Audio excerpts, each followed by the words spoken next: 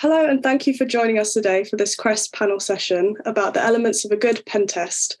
Our panel of experts from the CREST Pentest Focus Group Subcommittee will be discussing key factors that determine success in electing a pen testing provider. So shortly, I'll be handing over to the panel to introduce themselves, but first, I'd like to let all of our attendees know that there'll be an opportunity for you to ask the panel questions as we're running a Q&A session at the end. So if you think of a question and you don't want to forget it before the Q&A session starts, please type it into the question pane and we'll get those answered at the end. Okay, so thank you everyone. I'd now like to hand it over to our panel to introduce themselves, starting with Boglárka, please. Thank you, Rachel. Hi everyone. Hopefully you're having a nice time wherever you are joining from. I head up the global cyber practice within Eurofins Digital Testing and also chair the penetration testing subcommittee that Rachel mentioned just there within CREST. So hopefully together with the other panel members, we can give you a nice entertaining discussion today. It kind of probably makes sense that I've got background in pen testing. I used to do testing for many, many years before I went into management. So like I said, seen many of the sides of both the buying community and the service provider community. So over to Tony, I believe. Sounds good. Thanks, Boglárka. Appreciate the opportunity to be in front of everyone. Thanks so much, Rachel, for facilitating this. My name is Tony UC de Velez. I go by Tony UV oftentimes, just a little bit more easier to pronounce. I am the OWASP Atlanta chapter leader. I'm the vice chair to the pen testing subcommittee for CREST. I am an author for risk-centric threat modeling on the PASTA threat modeling methodology, process for attack simulation and threat analysis. And I am the CEO for a cybersecurity firm called Versprite, based out of Atlanta, Georgia. And happy to be here and contribute some of the nefarious thoughts that go into exploit testing, adversarial exercises, and so forth. So thanks for the opportunity to address you all. Thanks, Tony. I'll pick it up. So hello, everyone. My name is Ben Jacob, and I'm the technical lead for SecureWorks Adversary Group in EMEA. Our team specializes in really all type of offensive security testing, from pen testing to testing wireless, SCADA environment, physical breach or social engineering, up to more complex engagements such as red teaming or purple teaming.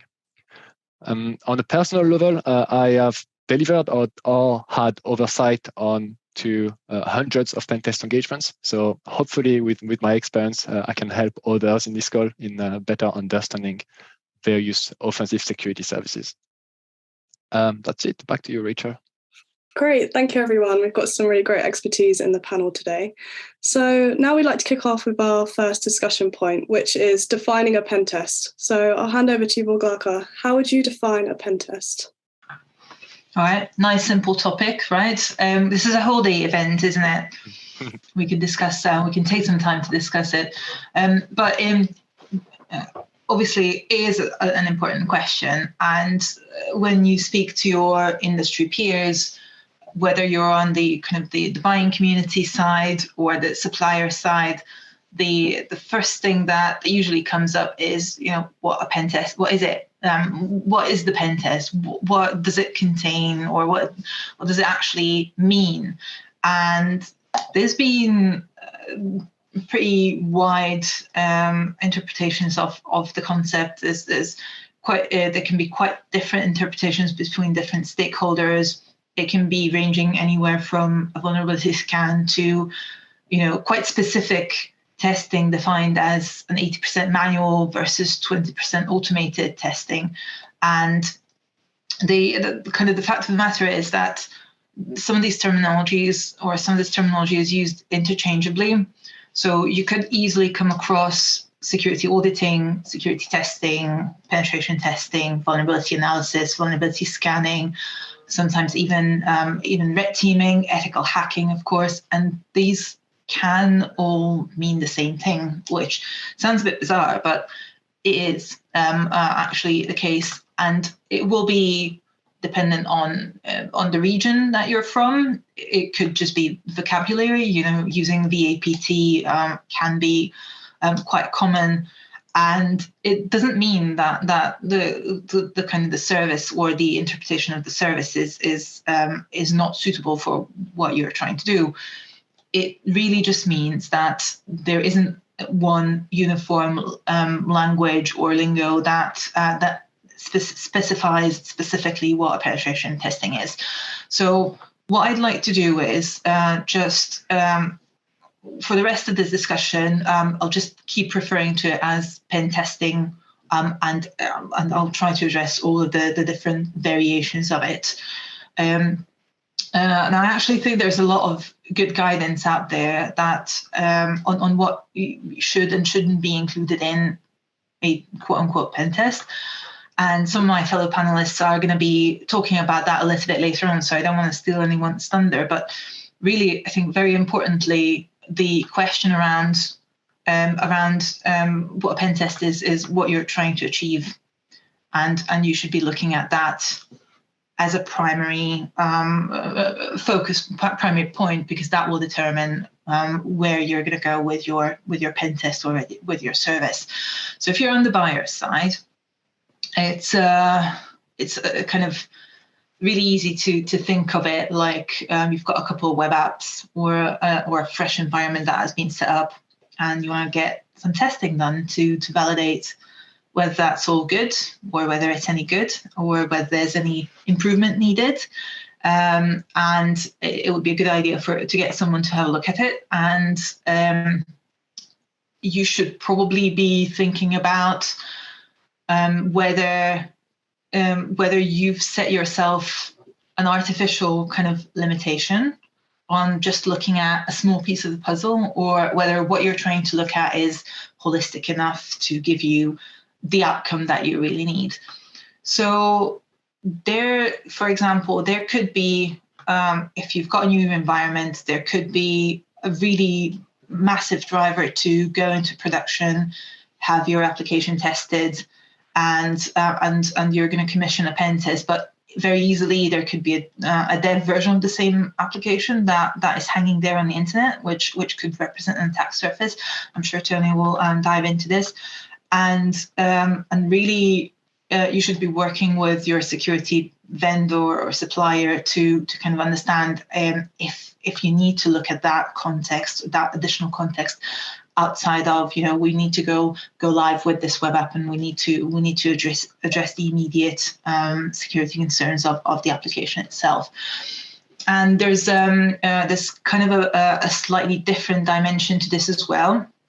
There's a range of standards and rules and regulations that are intended to kind of help with defining what you should be testing for, whether it's down to the scope or whether it's down to the technical delivery side of things. And again, I think the technical piece is something that we will be addressing to some degree later on in the discussion, but the conceptual piece is, or sometimes it can be overlooked a bit. There's going to be some markets that are kind of subject to regulations, right? And there will be rules on what you should be doing, how often you should be doing it, what the scope of that thing should be. Like if you're handling payment card data, you're most certainly going to have to do some PCI ASV scanning on your cardholder data environment, or if you're a bank, you're likely going to have to do some form of compromise assessment or red teaming or intelligence-led penetration testing on an annual basis.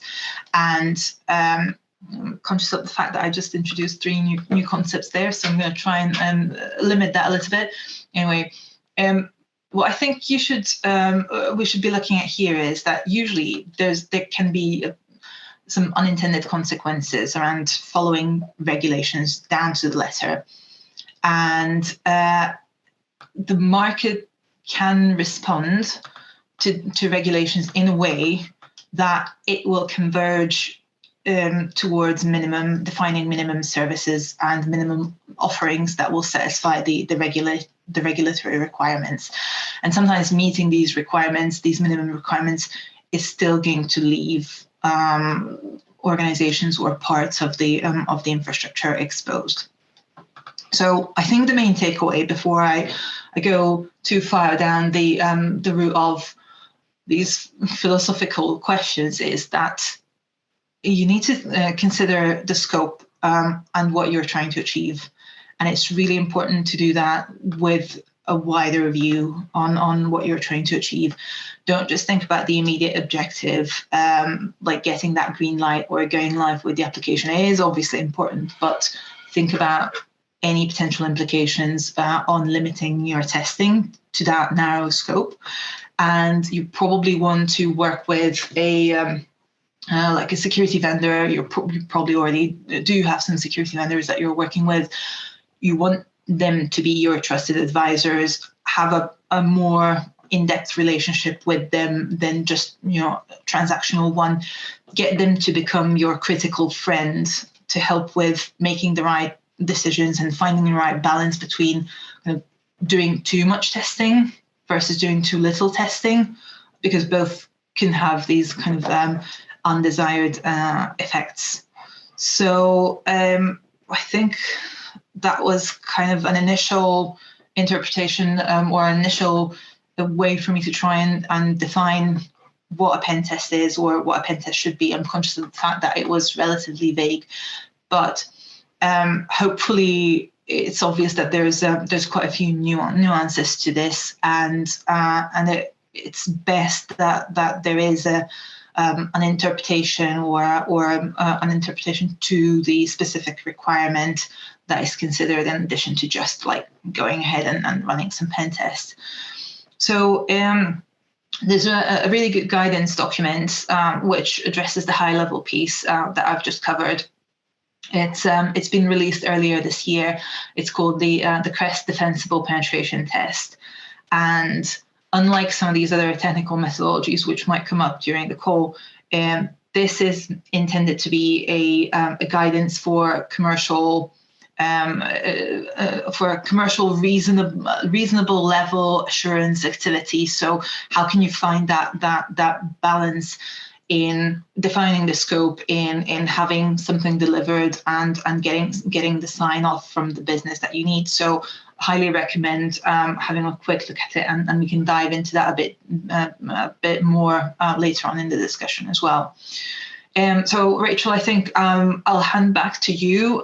Tony, Ben, I don't know if either of you want to comment on some of these things. Sure, I can jump in real quick. I'm trying to avoid my eyes being exploited right now by this ray of light that seems to want to render me blind. So my eyes are being pen tested right now by the rays of light. But I this is a controversial subject in the InfoSec community, for now CyberSec community. I have more absolute definitions. I mean, penetration testing, pen testing, as short, adversarial testing, exploit testing, is really meant to prove, right? You prove and emulate cyber criminal hacker intent. If we were all part of online cyber criminal gang, we wouldn't even call it penetration or exploit testing. We'd call it hacking. Hack into this, hack into that, and it's so what we're trying to prove now from the perspective of a buyer. There's so many choices out there. And we'll get into the elements of a good pen test a little bit later, but defining a pen test, defining a penetration test should look to prove and exemplify that abuse cases in an application, in a product, in a web application, in a mainframe, in an SAP module, in anything, right? And an embedded firmware has some viability for being taken over, for being introduced arbitrary commands. There's a plethora of different types of possibilities that are pretty malicious that could happen.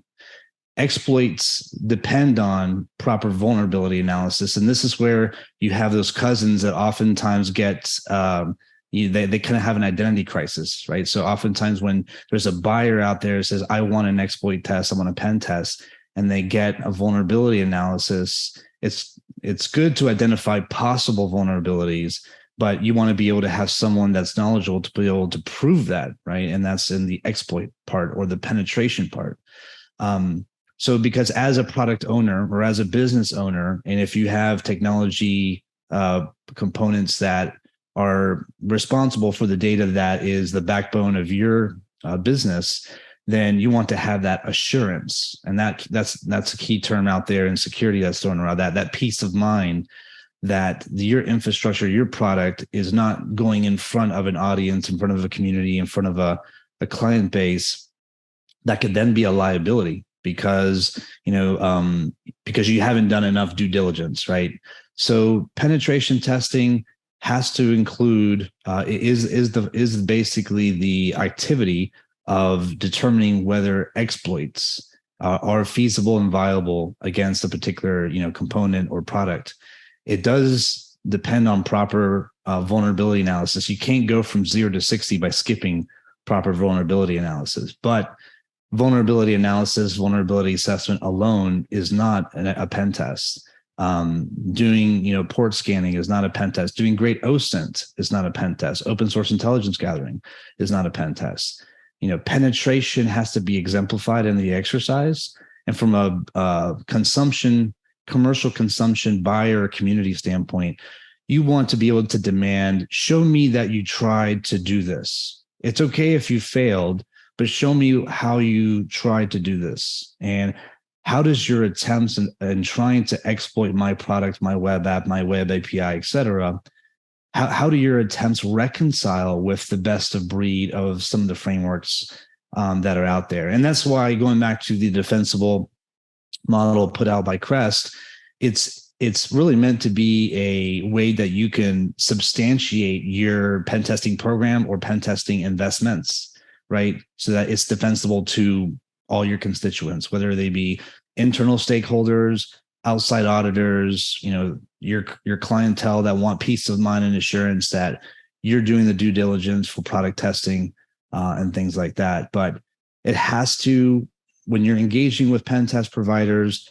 the definition of pen testing, penetration testing, exploit testing has to be able to attempt to compromise on identified weaknesses and vulnerabilities in the architecture and native code and third-party libraries, et cetera, anything that makes up that product sandwich. So I'll turn it over to Ben for some closing thoughts on that.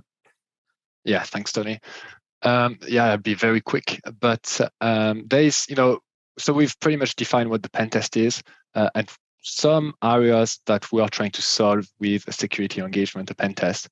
So we've covered that it needs to reveal kind of security weaknesses in some assets, some external facing assets, some internal facing assets. It can help with compliances mandates as well. Maybe it can be GDPR, it can be a cyber insurance. But a third item as well that I wanted to cover is a pen test can really help with evaluating an organization capabilities to detect and respond to threat actors, right? It's really useful when you have a pen test as a buyer that you gray list the IP addresses of the tester. So yeah, you can see on your security solutions, hey, am I able to detect the attacks that are being sent, the password spraying or the exploits being executed? Am I able to see am I able to see these attacks? And if it was in the real world tomorrow, if it was a real threat actor, would I be able to detect these attacks quickly? So yeah, I think I'm just going to stop it here to ensure we've got enough time for the other questions. Great, thank you, everyone. Yeah, it certainly sounds like a question with a lot of nuanced answers that we could cover for the entire webinar or even do like a whole day session on. But yeah, for the sake of time, now that our panelists have touched on how you can actually define a pen test, to lead us into our next discussion point, Ben, what would you say to people who are looking to find a good pen test provider? Right, so now we've identified that perhaps you need a pen test as a buyer and you need to find a pen test provider. So the first thing you can do, obviously, is to go on the CREST website, and there is a list of approved pen test companies. So that's great. It's a great first step. However, you'll probably quickly see that there are actually hundreds of accredited companies, which is a good thing. But how do you actually trim it down from hundreds to, let's say, a handful? So well, I've got a few bits of advice here. First is, like most services, whether you need a trade to put a new roof on your house or a dog walker, word to mouth matter. So it's very, very important that you just contact peers in other organizations, people that you know and that you trust, and ask them, hey, do you have any recommendations about good pen test providers? Because that will give you a pretty easy way to shortlist some suppliers. A second bit of advice is go to InfoSec security conferences. Look at who is participating at the event. Do they have a booth? Do they have people from their company that are perhaps giving presentations? Do they have a strong research and development process? Do they perform capture the flag events or participate or even host them? And that's a lot of factors really that will help you get a better understanding of the culture of an organization. And we all know that in InfoSec there is pretty much a lack of talent in the industry. And if you want to find a good pen test provider, you want to find where the talents are, and it's important to know that the culture of an organization will attract talent. Another thing to trimming down from hundreds to just a handful of providers is to try to think in advance about what kind of security services you might need in the upcoming year. So for example, you might just need a pen test. That's possible. That's the only thing you need. So maybe a boutique provider that specializes in this industry or that activity may be enough. But otherwise, you may be able to, you might need other services. Maybe you need an incident response retainer just in case you get breached. Maybe you need, a threat intel feed, just to see if any threat actor is targeting companies in your business vertical. And you see where I'm going there, right? It's generally easier to buy a suite of packages from one organization, assuming they are good at delivering all of the services, of course. You may get actually a better value if you make a larger purchase than just a single purchase. Right, so now we've trimmed it down to hundreds of companies to, let's say, a handful. So you're probably going to have to reach to this company with an RFP. And I'm not going to give you like a detailed bullet list of all the questions that needs to be on an RFP. Otherwise, we'll probably be here all day as well. But just a few points to think about really. The first one is what's the average experience of a pen test and a pen tester in that organization? Because the more experienced the tester are, the better technical and consulting skills that they will have. The second point is to make sure to understand, we've discussed kind of a little bit that in the first question, but to understand the methodology used by the supplier. Are they really giving you a pen test? Are you giving you a VA? Understand really what will be happening during the engagement and ask them to provide a report sample because, that you actually see what kind of deliverable will be handed to you after the engagement. Another couple of things is that Bob Larker actually touched a little bit on already, but make sure that the scoping is accurate because, for example, I've seen a lot of RFPs coming through and the buyer is saying, hey, we've got 5 web apps that needs to be tested. Can you please give us a price? And actually they get prices from various suppliers, that can be, a variety of prices without really knowing any of the details of the web apps that needs to be tested, right? They don't know about the complexity, number of static or dynamic pages, don't know the number of roles. And all of these details are kind of important to ensure that the assessment is scoped correctly and that the consultant will have enough time to do a thorough job. And finally, obviously money does matter, right? But it should probably be one of the last thing to consider. As for any service, really, or any trade, I'm coming back to my roofing company. I would rather pay a little bit more to get quality material and experienced people to install these materials, rather than pay a little bit less and have a false sense of security. So it's kind of critical to understand what value you get for a specific price point. And just to close on this one, before I pass it on, a lot of companies will have after a year or a couple of years, they have a policy to rotate pen test provider, which is completely fine. And obviously, they need to have a look again after a year or after a couple of years to select a new supplier.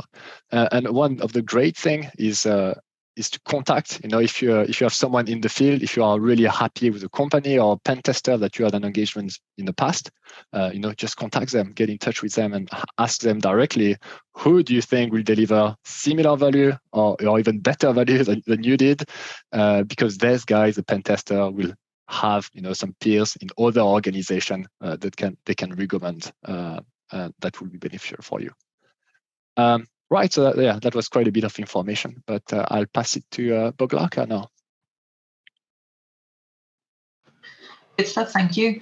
I think there's quite a bit to unpack there. Yeah. I think one of the areas that you covered, in particular on the rotating of pentest suppliers. I mean, it is important to have a list of trusted partners, and like you said, it's completely fine to have that, to work with multiple providers. It's an interesting point I've been thinking about a couple of days ago.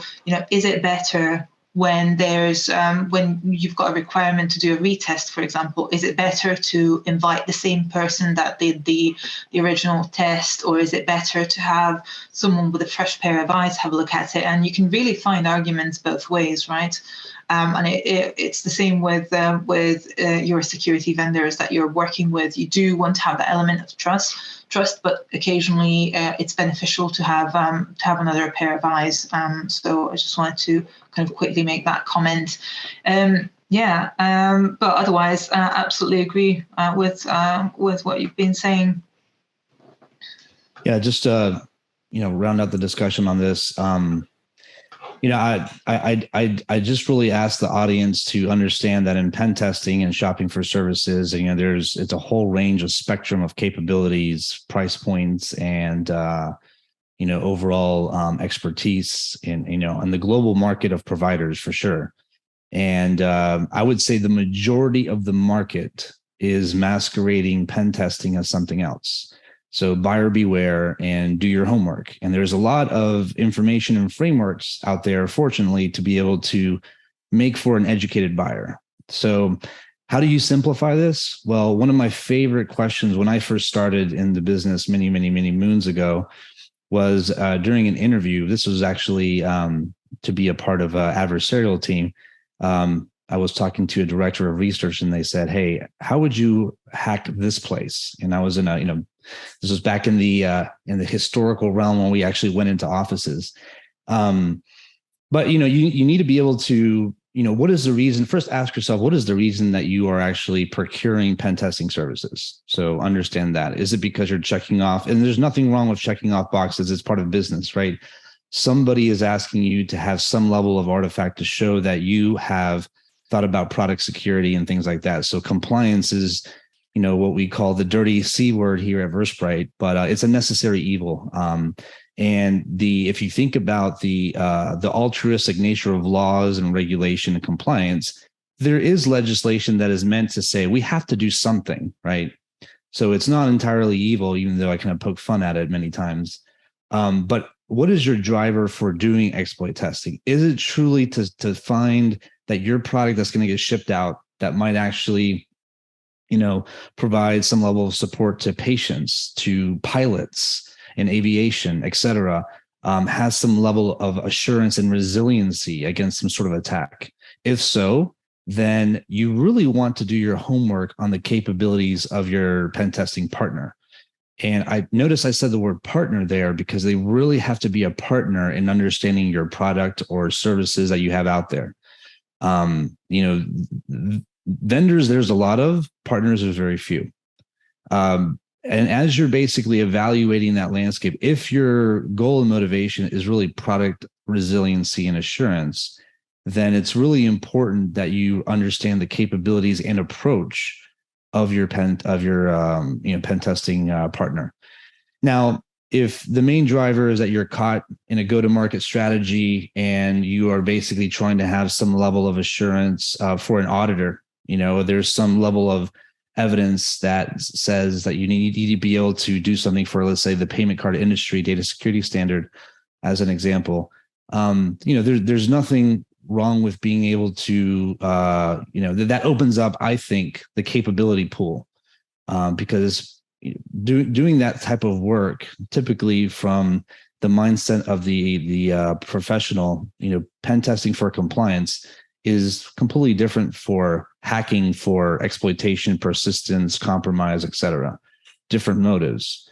So you as a buyer have to understand what you're getting into and what are your drivers, and that should help to determine. But overall, speaking on the point of product resiliency and product assurance, if you are trying to evaluate a good pen test provider, they have to understand your product. One of the questions I'll close with this is, when I talk to people that I interviewed to bring in from an adversarial standpoint, I always ask them kind of a double-edged sword question. I ask them, well, what is one of your favorite websites that you like to go to? One of your favorite products? And then I have them kind of share their passion about how they visit the product, how they visit the online experience. And then I say, okay, well, tell me how you would hack it. Because if you know your product so well, you should be able to know how you would defeat it. And that mindset is extremely rare to find in the people that you employ in their pen testing partner. So buyer beware, do your homework. And, I definitely subscribe to a lot of the things that were already mentioned by, Ben and Boglarka. Back to you, Rachel. Great, thank you. So I'm actually going to throw the next topic back to you, Tony. So I think next we're going to talk about the non-negotiables when it comes to approaching a pen test. So yeah, Tony, if you could share some non-negotiables for our audience, please. Absolutely. Okay. So the lens on this, so the non-negotiables for employing pen testing, I'm trying to put on so many different hats here because I'm thinking about the panelists and the listeners that might be listening to this a week, 2 weeks later that are in healthcare, higher education, retail, government. And so the lens, of non-negotiables is difficult to compact it into just that sweet nectar of like, what are things that you have to have, right? And so if I were to basically chalk up some non-negotiables, I would begin with number one, scope. In a good pen test, scoping really determines a lot. It determines on the success of the overall pen testing engagement. It determines on proper time management on both sides, right? Too big of a scope can be overzealous, especially when combined with too little time.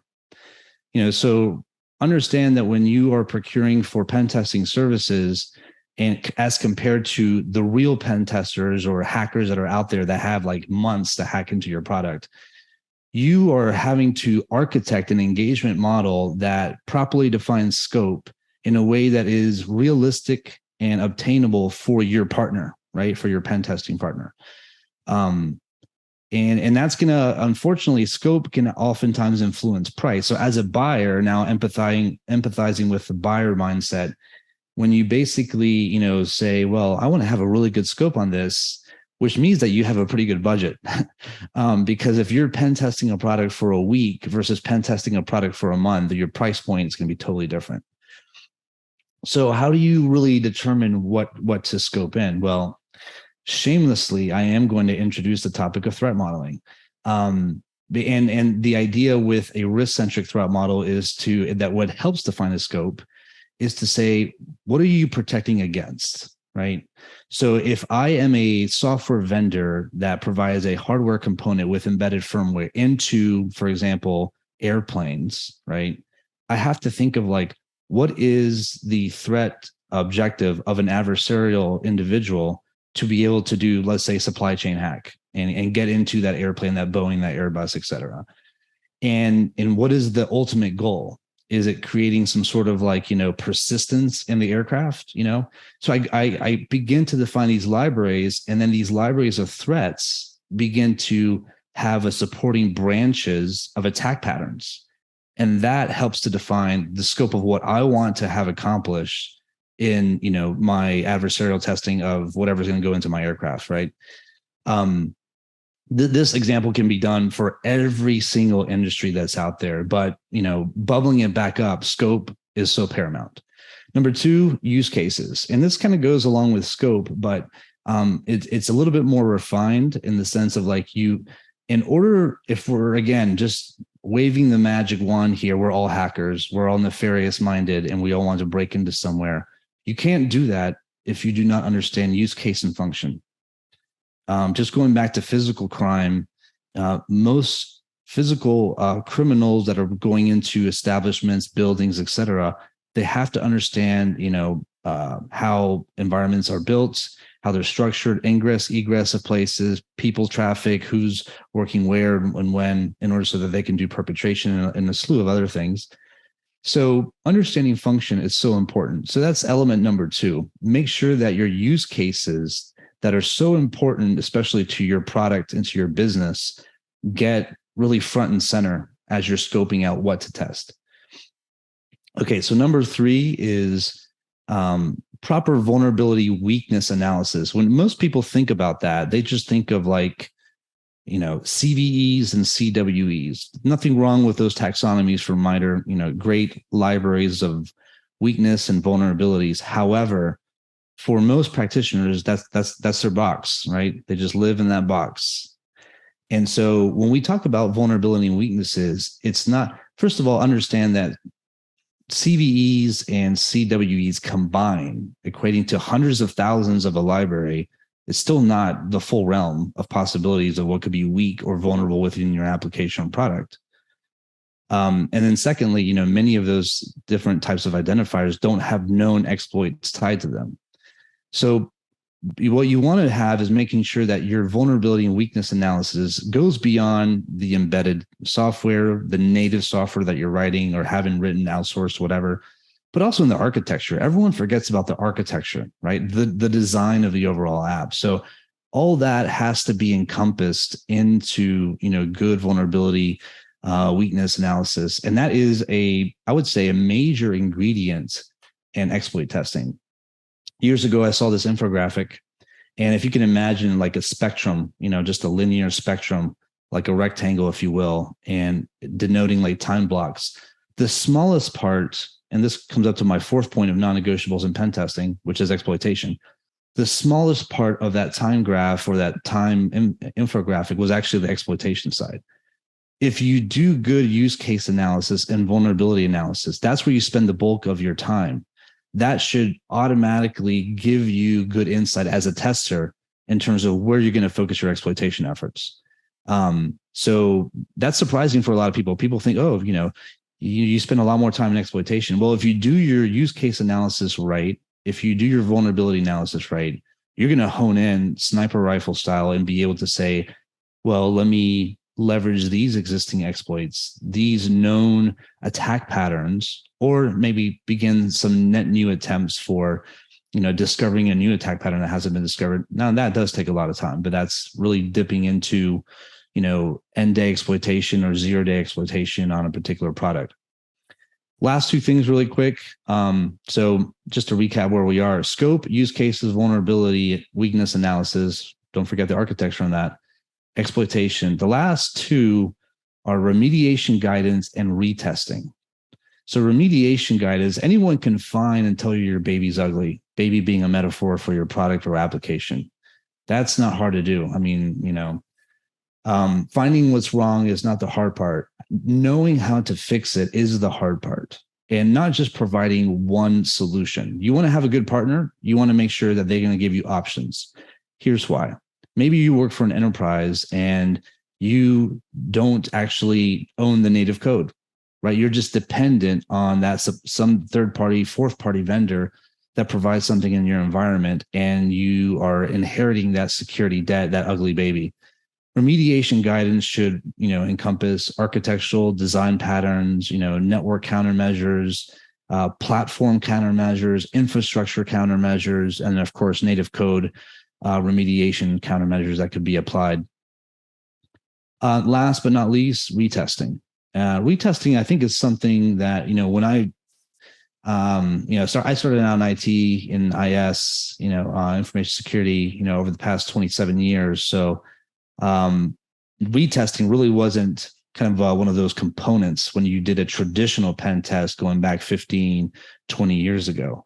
But retesting now is really important, and you get a lot more value because, again, going back to finding what's wrong, you want to have a partner that says, I'm going to give you some time to fix this.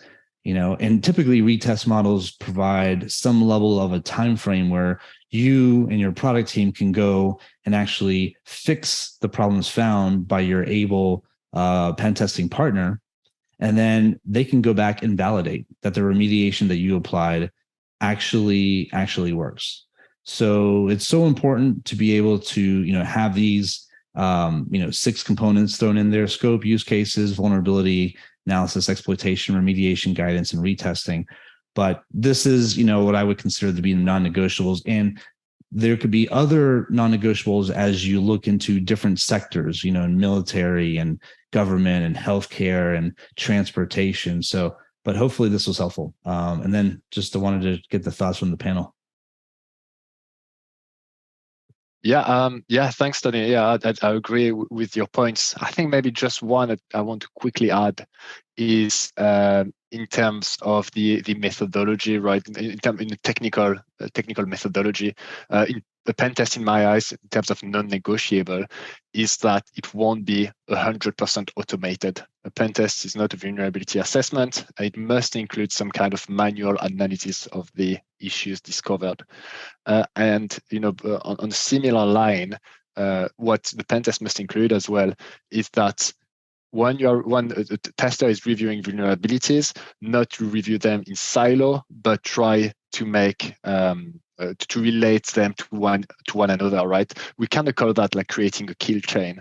So just to give you a brief example, we are an external pen test. We are scanning, the IPs of its customers, and we might find, a vulnerability in one app that discloses a username that the company is using. We can use that information to then feed that information to a password spray to perform a password spray of a portal. Maybe we get valid credentials, and then with that valid credential, we can try to bypass MFA. So again, it's a multiple issues that are combined together to find the kill chain, and that's kind of where the manual testing add a lot of value compared to just the automated testing. Agree, Ben. And also the other reason why we obviously go on and on stressing that the manual element is important is because there will always be functions and test cases that you can't really automate, or you can automate it, but you might as well have gone on to do it manually, because it can be a logic flaw in an application, which, if you're looking at it from an automation point of view, the web page will load, whether it will load content that is appropriate for that user, or whether you were able to access to do horizontal privilege escalation and access the data belonging to another user. It would be really, really difficult to automate that. I'm not saying it's impossible, but these are the types of issues that a tester will evaluate as they go through their journey of the application logic and of the potential logical flaws affecting the application, also infrastructure. So that's probably one of the key aspects of why we're stressing it. And Tony went on to obviously look at this. And Tony, you mentioned, the CVEs and the CWEs. Absolutely. And I think very often the security industry stops at identifying vulnerabilities and doesn't labor enough on weaknesses, because weaknesses can equally represent an attack surface, especially if you have the ability to combine some of the weaknesses with some of the vulnerabilities. And you can very easily end up with a pen test that highlighted a couple of low and medium risk findings that you actually have a route to exploit through combining those elements or those findings. Great, thank you, everyone. So our final discussion point is about the key factors that take a pen test from being a good pen test to a great pen test. So that we have enough time for a Q&A at the end, perhaps we can do a quickfire round this time where each of our panelists share one key factor that you each think make for a great pen test. So maybe 1 to 2 minutes on each. So who wants to kick off with this one? Maybe Ben, do you want to go first on this one? Sure, yeah, I'll pick it up. So yeah, in my eyes, what makes a great pen test is obviously the consulting approach. It's all about who is performing that test. Little things like having a kickoff call before the test so that the consultant and the customer or the buyer can be on the same page about the scope, about the goals of the engagement. Little things like sending daily emails. The consultant can send daily emails about their progress through the engagements. So that the buyer on the other end or the customer can kind of try to track their activity and try to track, well, am I seeing the type of attacks that are being sent by the consultants? That adds a lot of value as well.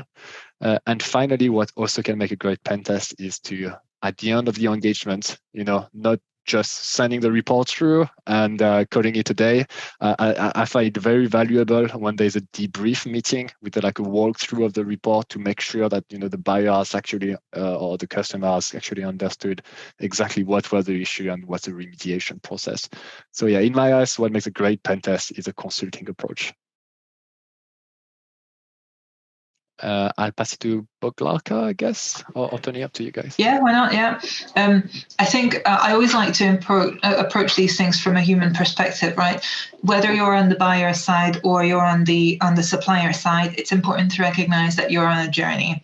Everyone's on a journey. If you're a buyer, you're on a journey. You're looking to improve yourself.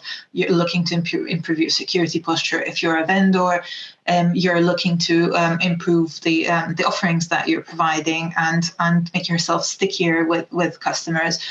Whatever your driver or motivation is, the way to go from good to great is that you ask for feedback. You ask for feedback from your customers, you ask for feedback from your vendors or from your stakeholders within the business. And that feedback is going to help inform your decisions and your strategy, regardless of, like I said, whether you're on buyer or the vendor side. And equally applies to both. You want to look at finding ways to incentivize desired behavior in your team. You're going to have a security team.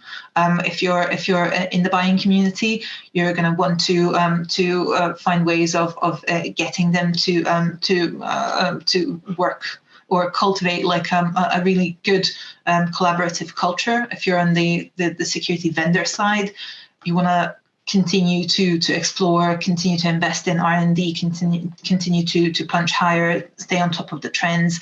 And yeah, just cultivate that culture of awesomeness within the hacking community. Yeah, one of the things I'll add is, one of the things we haven't really talked about, like the nature of different types of pen testing engagements, like black box, gray box, white box, and things like that. But just really quickly, you have to pick a model that's right for you. But going from a good and average pen test, which, will encompass, a lot of the things that we've talked about. If you're going to go to great, again, you're going to encompass some things that go beyond like a framework or a methodology. Ask yourself, audience members, whether or not you think a cyber criminal is using a framework or a methodology. And I can guarantee you that the answer is actually going to be no, they're not. What they're doing 100% is understanding the use cases of your product. And that's what they're understanding. That is their approach because they have a goal, and their goal, time is of the essence for them as well. They want persistence. They want malware upload. They want to do extortion. These are the realistic goals that we, as on the white hat side of things, want to be able to exemplify through pen testing engagements. So threat modeling takes a step back and say, what am I actually protecting here? Like, what is my application doing? And what's at stake? Those three major questions, and that's more of a risk-centric approach. So leverage a threat model to provide a blueprint. And this is going to really, what's it going to do? It's going to do a couple of things. Number one, it's going to contextualize your pen testing engagement to those three things that I mentioned. What am I doing? What am I protecting? What's really at stake? Number two, it's going to make it more collaborative because it's going to force things that you would normally not actually open up the kimono and have conversations across the aisle on like related to architecture. When you do threat modeling and you start to think about what's the worst that could happen, you start to open up dialogues with your architect, with platform engineers, with infrastructure engineers, engineering components that might sit below your product as a product manager, right? So the threat modeling aspect will definitely make the overall scoping better. It'll define what types of attack patterns or exploits in the kill chain that you want to exemplify in an exercise. And then, so it also will make it more collaborative. And that, is what we see has been really a true game changer, because it contextualizes the importance of the pen test and what comes out of it for absolutely all the stakeholders that are there. But the other thing that I think what bears emphasis is definitely on the manual exploitation side of things. It's definitely going to be more costly. Don't go into the market thinking that they talked about manual exploitation, so it should be this should be done by everybody. The reality is that good manual exploitation is done by very few.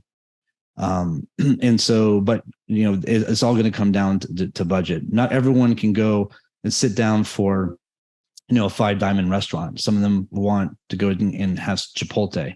Pen testing prices range from as low as like $4,000 to upwards to hundreds of thousands of dollars for an application, even some that are monolithic and some that are modular. So in closing, I would say that applying an application threat model as a blueprint for penetration testing, in addition to a lot of the recommendations made collectively, is going to basically be a game changer for going from good to great. Wonderful. Thank you, everyone. So now we have a few minutes left, about 7 minutes left for a Q&A session. So everyone attending, if you'd like to ask our panelists a question, if you want to pop it in the Q&A pane right now, then we'll try and get that answered for you. But to kick off with, we've had a question through that Ben has kindly replied to in the question pane, but I think it'd be great to ask again in case it benefits the rest of our audience. And Boglaka or Tony might have some comments to add. So Ben, if you're able to take this one initially, the question is, do you have any tips or advice to help mitigate against scope creep during an engagement? Yeah, so I mean, what I've replied to the person posting this question is that, well, first, the statement of work is what we tester live and die from. So it's extremely important that statement of work is actually accurate and describe, what's the scope of the engagement. And then, if there's any assets that are out of bound, which sometimes they are, the vast majority of my engagements actually, try to include everything rather than it's bad to have out of bound scope, because this machine or the system may be used by real world threat actors. However, it is understood that some machines, if you do a simple Nessus scan against them, you might crash them and cause disruptions in an organization. So it is understood that maybe there needs to be out of scope just to avoid causing any disruptions. In that case, it just needs to be made clear before the engagement that the buyer speak with the tester to make sure that, hey, that are out of scope, they will cause disruptions, please don't touch them, and that it's understood on both sides. Great, thank you. Tony, do you have something to add? Well, yeah, I mean, scope creep happens. It's a horrible thing, especially for the provider. I mean, it just throws a complete curveball and everything comes crashing down. There's a lot of gnashing of teeth on the pen testing side of things, but we have to understand why did the pen test scope creep happen, right? Was it because we had a pivotal person on the customer side that was absent during the initial response of the scoping questionnaire? Typically, pen test providers have a scoping questionnaire to understand a little bit about the application or the product or the network. And so when someone comes in from assumingly from like left field and says, wait a minute, I have these 10 extra API endpoints that are so pivotal, I think at the end of the day, it comes down to that word that I said before, right? That partnership, right? Now accepting those extra 10 API endpoints, which is a lot, because with every API endpoint, you could have literally hundreds of methods that you're having to now validate and go through, different types of testing, authenticated testing with different types of user roles. So it's a lot of work. So I think it's going to vary. The answer is, and it's a classic, I hate this answer, but it depends, right? So understand the source and the reason for the scope creep. If the scope creep was because some level of irresponsibility, then you have to be able to make the buyer accountable and say, listen, we've time gapped this. Here's our focus. In order to make this great, we have to excel with what we have, and then maybe we can basically chain that as a separate focus and scope for afterwards. However, if time is of the essence, then it's important to understand that what the rationale was, and to see if there's any sort of flexibility with the partner to be able to see if they can add an additional team, have a B team, and not a B team as in terms of like a deprecated team group, but just a separate team to be able to focus on that separate scope. There's always different ways where you can kind of carve out and do and accommodate those sort of scope creeps. They're just, in 20 plus years of InfoSec, they are unfortunately a thing that happens, all the time. But I would say it goes back to understanding, why did the scope creep happen, and going to the partner. What can my partner, that's a true partner, right? Do they have the flexibility to be able to accommodate? And then usually if a company and a partner are on the same terms, that company then knows for the next time, okay, I cannot do this again. They did me a solid, right? And they were able to accommodate, but next time, and they also have to understand that scope creep could introduce consequences to the integrity of the current test that's being done. But those are my thoughts. All right, thank you. So I think we might have time for just one last question, if you've all got time. So we've had a question come through. Is there a benefit in sharing previous pen test reports with the vendor? Maybe Boglarka, you might want to take that one. Yeah, can do. I'm gonna kind of side with Tony and say it depends, and it kind of goes back to one of the points that I made earlier. In some scenarios, it can be beneficial for you to engage with a new partner and get them to bring a fresh pair of eyes. Now, if that is the intention, then you're probably kind of